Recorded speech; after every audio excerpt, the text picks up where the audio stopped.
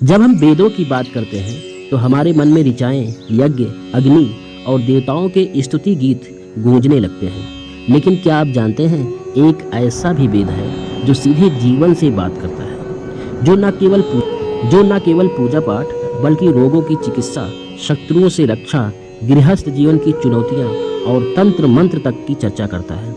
आज हम जानेंगे रहस्यमय, व्यवहारिक और जीवन मूल्य से भरपूर वेद अथर्ववेद के बारे में। तो स्वागत है आपका हमारे YouTube चैनल पर इस विशेष ज्ञान की यात्रा में। चलिए हम शुरू करते हैं अथ से, क्योंकि यही है अथर्ववेद की शुरुआत।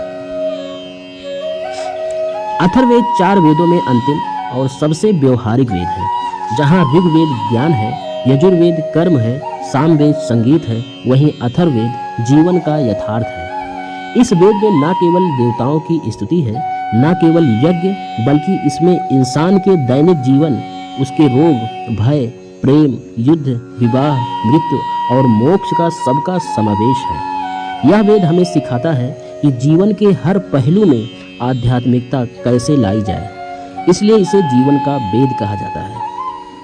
अथर्ववेद की रचना और विशेषताएं देखते हैं तो अथर्ववेद में कुल 20 कांड, 111 अध्याय और लगभग 7300 मंत्र हैं।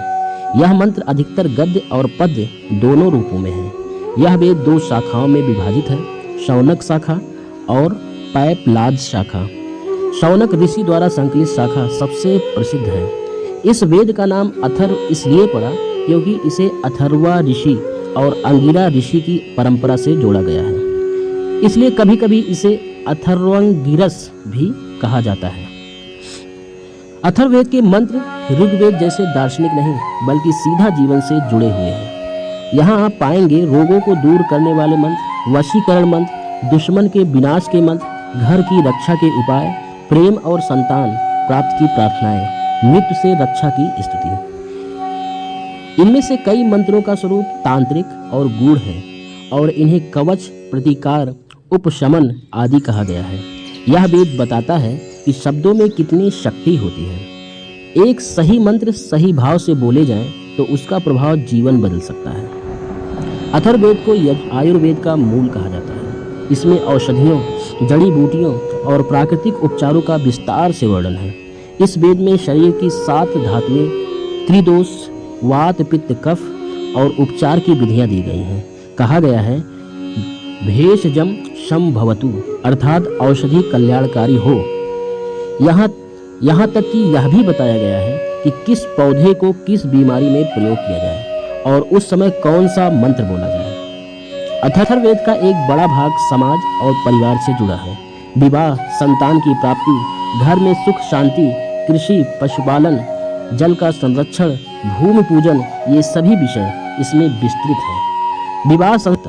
विवाह संस्कार का प्रसिद्ध मंत्र समंजनेन संजनामि त्वाम इसी वेद में आता है।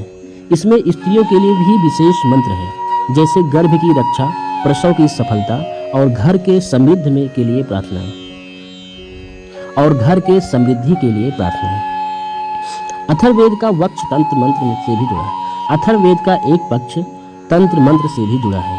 यहाँ कुछ मंत्रों में अभिचार की बातें मिलती हैं, जैसे शत्रु को नष्ट करने की प्रार्थना, बुरी शक्तियों को दूर करने का उपाय। परंतु ध्यान रखें, इसका उद्देश्य किसी को हानि पहुंचाना नहीं, बल्कि रक्षात्मक उपाय करना है। इस वेद में कवच मंत्रों का भी उल्लेख है, जैसे शरीर, मन और घर की सुरक्षा के लिए मानसिक कवच बनाना। कुछ मंत्रों को बोलने से पहले विशेष संयम और मानसिक शुद्ध की आवश्यकता होती है। अथर्ववेद में केवल तंत्र नहीं, बल्कि गहराई से जुड़ा दर्शन भी है। एको देवः सर्वभूतेषु गूढ़ः, एक ही देवता सब में छिपा है। यह वेद आत्मा, ब्रह्म और जीवन मृत्यु के रहस्यों को भी समझाता है। यह कहता है कि मृत्यु अंत नहीं, बल्कि एक नई यात्रा की शुरुआत है। और यही वेद पुनर्मार्ग यक्ष जैसे मंत्रों से आत्मा के अच्छे मार्ग की प्रार्थना करता है। आज हम विज्ञान और तकनीकी में आगे बढ़ चुके हैं, पर मानसिक रूप से कमजोर होते जा रहे हैं। तनाव, बीमारी, पारिवारिक समस्याएं, डर, असंतुलन, यह सब आम हो गया है।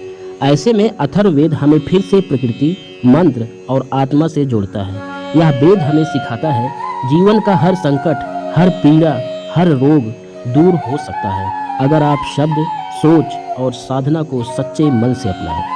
अथर्ववेद केवल पढ़ने के लिए नहीं, जीने के लिए है। इसलिए आइए इस अद्भुत ग्रंथ को जानें, अपनाएं और अपने जीवन में इसका प्रकाश फैलाएं। जय वेद, जय सनातन।